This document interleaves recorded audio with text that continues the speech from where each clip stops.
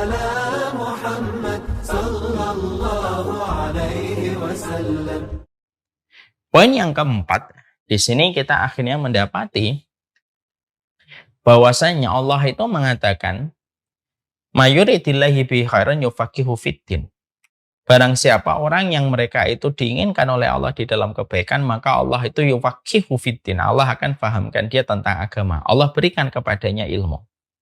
Sekarang mari kita bahas dulu ilmu yang menjadi pembahasan-pembahasan di dalam banyak kajian kitab, kajian buku yang diwariskan oleh para ulama, dan bahkan banyak sekali kita jumpai bagaimana keutamaan ilmu yang Allah terangkan di dalam Al-Quran dan Allah terangkan di dalam hadis. Kita harus bedah dulu. Yang harus kita bedah itu ilmu apa sih sebenarnya? Apakah setiap ilmu menjadikan kita pasti mulia? Apakah setiap ilmu yang menjadikan kita diinginkan oleh Allah di dalam kebaikan? Maka pertanyaannya itu adalah ilmu yang mana sih Ustadz yang menjadi tanda Allah menginginkan kebaikan untuk saya? Ini kan harus paham. Maka disinilah kita akan menjumpai dan disinilah kita akan mendapati pengertian ilmu di dalam hadis riwayat Bukhari Muslim yang sedang kita bedah ini, dan ilmu dalam setiap penyebutan hadis ketika menyebutkan tentang ilmu ataupun ayat-ayat Al-Quran yang menerangkan tentang ilmu, ya salah satunya ketika kita membaca di dalam surat Al-Mujadilah ayat yang ke-11, kita membaca di dalam surat Ali Imran ayat yang ke-18, penyebutan ilmu, itu ilmu apa dulu definisinya? Mari kita bedah. Kalau kita nggak bedah ini, nanti kita malah kebingungan untuk mengaktualisasi dan untuk menerapkan pemahamannya. Karena banyak orang yang menganggap semua ilmu, baik ilmu duniawi ataupun ilmu apapun, selama kamu belajar kamu mulia, kamu dijaga sama Allah. Sekarang kita jelaskan dulu ta'riful ilmi. Ya, ta'riful ilmi yang menjadi tanda Allah menginginkan kebaikan dalam kehidupan manusia. Maka pada poin yang keempat ini, apa itu ilmu? Ma huwal ilm. Yang Allah terangkan tadi di dalam surat Al-Mujadilah ayat yang ke-11, di dalam surat Ali Imran ayat ke-18 ketika Allah menerangkan keutamaan ilmu dan keutamaan orang yang mencari ilmu. Ataupun kita mendapati perkataan Rasulullah, man salaka tariqan yaltamisu fihi ilman sahlallahu lahu tariqan fihi ilal jannah. Itu di situ diterangkan adalah kata ilmu juga, ya. Sekarang mari kita bahas definisi ilmu itu yang mana ini. Para ulama lalu menerangkan bahwasanya kalaulah disebut kata ilmu, baik itu di dalam Al-Quran ataupun kata ilmu yang disebutkan di dalam hadis-hadis sahih yang disampaikan oleh baginda Nabi SAW, maka tidak ada definisi ilmu kecuali adalah satu. Ma qala Allah wa qala Rasul. Ma qala Allah wa qala Rasul. Apapun yang dikatakan Allah dan apapun yang dikatakan Rasul, itulah ilmu. Dan keutamaan ilmu, keutamaan mencari ilmu adalah keutamaan mencari ilmu ini. Yaitu mencari tentang maksud perkataan Allah dan perkataan Rasul. Itulah ilmu sebenarnya. Jadi tidak semuanya ilmu. Tidak. Ilmu bisnis tidak termasuk di dalamnya. Ilmu perdagangan tidak termasuk di dalamnya. Ilmu apapun tidak termasuk di dalamnya. Kecuali kembali kepada pengertian dan definisi. Al-ilmu maqala Allah wa qala Rasul. Ilmu itu perkataan Allah dan perkataan Rasul.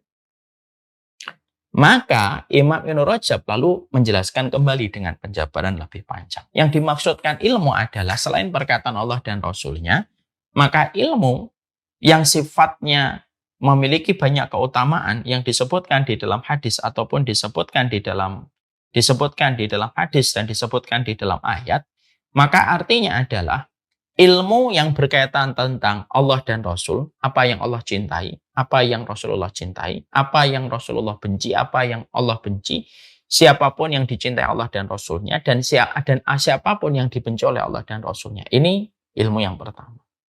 Yang kedua, pengertian dari ilmu yang disebutkan di dalam ayat Al-Quran dan hadis, artinya itu apa? Yaitu tentang nama dan sifat-sifat Allah yang sempurna. Itulah ilmu yang menjadikan pencarinya mendapatkan kemuliaan. Itu pengertian ilmu.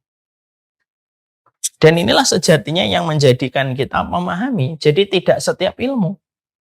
Makanya maaf ya, masih ingat kita salah satu testimoni dari seorang guru bangsa, seorang bapak bangsa di negeri kita tercinta, B.J. Habibie, yang tentunya seluruh masyarakat Indonesia mengakui bagaimana kecerdasan dan intelektualnya seorang Habibie.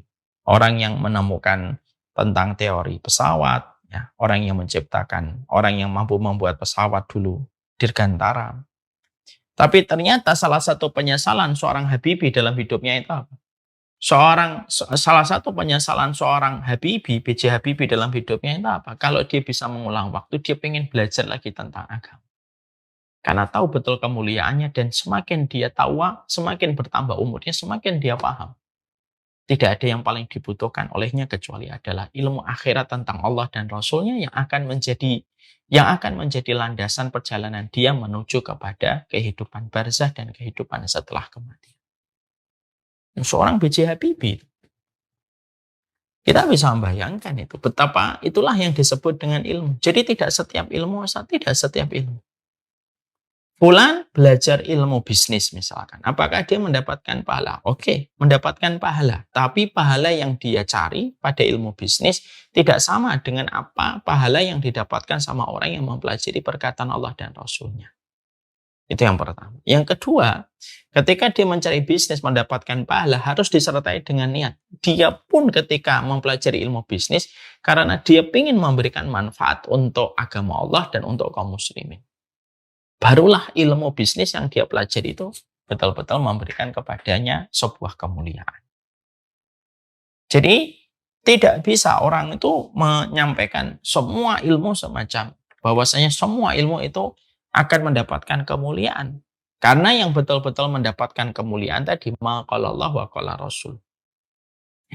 Bagaimana dengan mereka yang belajar ilmu kedokteran, ilmu matematika? Ya semuanya tetap akan mendapatkan pahala berdasarkan niat yang dia miliki dan berdasarkan kepada niat yang dia miliki, mencarinya karena Allah. Yang kedua, niatnya pula ketika mempelajari itu untuk memberikan manfaat kepada agama Allah dan kepada urusan kaum muslimin dan bukan hanya terhenti pada urusan duniawi yang sedang dia bangun. Ingat ya. Kita tentunya paham. Baik orang yang mempelajari ilmu dalam urusan akhirat ataupun yang mempelajari ilmu dunia, maka mereka memiliki posisi yang sama. Bahwasanya mereka terancam kalau mereka tergelincir masalahnya. Orang yang mempelajari ilmu Allah dan Rasulnya itu pun terancam dengan masalah kalau mereka tergelincir masalahnya. Yaitu apa? Man ta'allamal ilma yubtagha bihi wajhullah la yata'allamuhu illa liyusiba aradan minad dunya lam yarih raihatal jannah.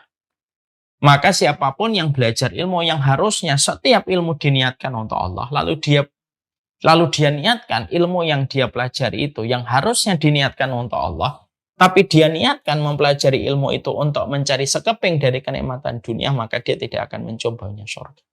Ini baik yang belajar ilmu akhirat tentang perkataan Allah dan Rasulnya, apalagi yang mereka juga belajar ilmu dunia. Jadi belajar ilmu dunia itu pun niatnya juga karena ingin memberikan manfaat untuk Islam dan kaum muslimin. Bukan hanya untuk membangun kemewahan dirinya dan profit yang dia peroleh dan posisi-posisi yang dia inginkan di perusahaan yang dia bekerja di dalamnya. Hati-hati ini masalah niat ini. Melanjutkan S1, S2, niatnya harus dibenarkan dulu. Niatnya untuk apa? Kalau niatnya hanya untuk dunia dan pekerjaan yang dia inginkan supaya prospeknya menjadi lebih gampang ketika dia menambah studinya dalam strata yang lebih tinggi dan niatnya hanya untuk menggampangkan dia untuk mendapatkan posisi di tempat pekerjaan, hati-hati. Ini bisa menjadi objek dari hadis yang disampaikan oleh Rasulullah tadi. Orang yang mencari ilmu yang dia niatkan harusnya karena Allah. Semua ilmu harus karena Allah. Apalagi yang belajar tentang ilmu akhirat. Lalu dia niatkan ketika mencari ilmu itu hanya untuk mendapatkan kenikmatan duniawi, tidak akan bisa mencium baunya surga. Nggak akan bisa mencium baunya surga. Ini juga berlaku kepada mereka yang menghafal hadis, menghafal Quran, ataupun yang mereka berdakwah, ataupun mereka yang belajar tentang akhirat. Semuanya terikat dengan status yang sama. Niatnya harus karena Allah. Sekalinya ada seseorang yang dia belajar, lalu ada niat yang terselip pada hatinya, niat untuk meraih kemudahan dunia itu lebih dominan daripada niat untuk mendapatkan ridhonya Allah di balik setiap pekerjaan, di balik setiap prosesnya dia mencari ilmu, tidak akan mencium bau surga, dan itu termasuk dosa yang sangat besar di hadapan Allah, karena Allah paling benci manusia yang menduakan niatnya ketika mencari ilmu padahal ilmu datang darinya. Tapi dipelajari bukan untuknya, tetapi dipelajari untuk dunia yang sejatinya pasti dia akan tinggalkan. Dan tidak bisa menyelamatkan manusia. Kadang-kadang kita mendengar, fulan belajar lagi. Alasannya apa? Supaya dapat posisi yang lebih baik di kantor. Fulan belajar ini. Supaya apa? Supaya mendapatkan promosi jabatan. Belajar itu, kalau niatnya sudah untuk duniawi, selesai. Maka, naudzubillah min dzalik, dalam sebuah ilustrasi, bisa jadi ada orang-orang yang semacam ini nanti ketika dibangkitkan oleh Allah, maka bisa jadi orang yang semacam ini nanti ketika menginginkan itu adalah karena manusia, maka bisa jadi ketika nanti dalam satu ilustrasi ketika dia di hadapan Allah, loh ya Allah saya ini belajar. Allah jawab, loh belajarmu tuh bukankah karena promosi jabatan? Bukankah belajarmu tuh supaya prospek kehidupan profesimu itu menjadi lebih lancar, karirmu lebih menanjak ketika kamu menambah studimu dan menambah strata ilmumu? Bukankah kamu belajar S2 dalam urusan misalkan fikih ataupun akidah supaya kamu mudah bekerja di instansi keagamaan yang kamu inginkan? Maka orang yang mereka itu sudah tergelincir masalah niatnya ketika proses mereka belajar itu, maka mereka mungkin mendapatkan dunia, tapi tidak ada lagi balasan untuk mereka dalam kehidupan di akhirat, dan itulah yang paling merugi. Makanya dalam proses kita kalau mau belajar lagi, misalkan mau naik strata keilmuan lagi, pastikan dulu niatnya, dan kita harus berdialog dulu dengan hati kita. Benar nggak niatnya saya itu pengen S2 itu karena Allah? Ataukah hanya karena pengen tepuk tangan manusia? Benar nggak saya ini kalau belajar ini niatnya karena Allah? Atau jangan hanya untuk jabatan promosi yang saya pengen peroleh? Ya. Maka inilah yang menjadikan kita akhirnya memahami pada poin yang keempat. Kita akhirnya breakdown. Pada poin yang keempat adalah tidak setiap ilmu memberikan kemuliaan, karena yang disebutkan oleh Allah dan Rasul-Nya, kata ilmu yang ada di dalam Al-Quran dan hadis itu ilmu tentang yang berkaitan Allah dan Rasul-Nya. Tidak untuk ilmu duniawi. Tapi ilmu dunianya pun kalau dipelajari, tapi niatnya karena Allah dan ingin memberikan manfaat kepada kaum muslimin, bukan untuk membangun kemewahan pada dirinya dan kemudahan dalam hidupnya, tapi betul-betul dia belajar dokter, belajar arsitek, semuanya ingin memberikan kontribusi untuk Islam setelah dia belajar itu, maka ilmu itu akan mendapatkan pahala kalau dia belajar. Kalau enggak, ya sudah, terhenti pada sesuai niat yang dia miliki. Saya belajar arsitek, ya supaya saya bisa membangun kantor arsitek. Ya sudah, selesai di situ. Kamu mungkin akan mendapatkan kantor arsitekmu, mungkin akan mendapatkan proyek rumah, tapi selesai. Kenapa? Karena ketika kita belajar arsitek, kita tidak menghadirkan Allah ketika mempelajari ilmu arsitektur. Kedokteran. Belajarnya kedokteran supaya bisa praktek, lalu akhirnya mendapatkan income, lalu mendapatkan profit yang besar. Ya sudah. Kalau niatnya untuk itu, ya sudah ilmu duniawi, tidak mendapatkan apapun pahala, karena niatnya sudah salah. Di akhirat pun juga tidak mendapatkan apapun, karena dia sudah mendapatkan sesuai dengan niatnya. Dia dikasih oleh Allah. Niatnya untuk dunia, dikasih oleh Allah dunianya. Tapi setelah itu selesai dan tidak ada lagi perhitungan, karena sesuai dengan niat yang sudah dia miliki ketika mencari ilmu itu. Ya? Nah, inilah bahayanya. Ilmu dunia pun boleh dipelajari. Sekali lagi dengan dua niat. Niatnya itu karena Allah.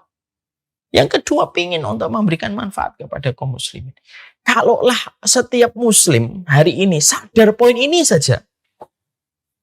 Oh, banyak sekali kontribusi yang diberikan untuk agama Islam, itu besar sekali untuk agama Allah ini. Setiap arsitek paham, apa sumbangsi saya untuk Islam? Arsitek ini akan cari proyek-proyek akhirat untuk dia bantu. Seorang dokter, kalau dia paham tentang poin ini saja, Masya Allah dia akan betul-betul berjibaku bersama dengan para ustadz dan para guru. Dia akan datang, Ustadz saya punya ilmu kedokteran. Apa yang bisa saya sinergikan dengan dakwah supaya ilmu saya tidak hanya untuk mendapatkan rezeki untuk keluarga saya. Dan itu jadi sebuah kebaikan besar itu sebenarnya. Nah di situ kita akhirnya mendapati bahwasanya poin yang keempat, bahwasanya Allah itu menginginkan kebaikan. Ketika Allah fahamkan kita tentang agama, itu adalah masalah ilmu yang berkaitan tentang maqalallah wa qala rasul, yang berkaitan tentang Allah dan Rasulnya. Inilah yang menjadikan kita akhirnya paham. Inilah 4 perkara yang menjadi poin yang pertama dalam pembahasan kita.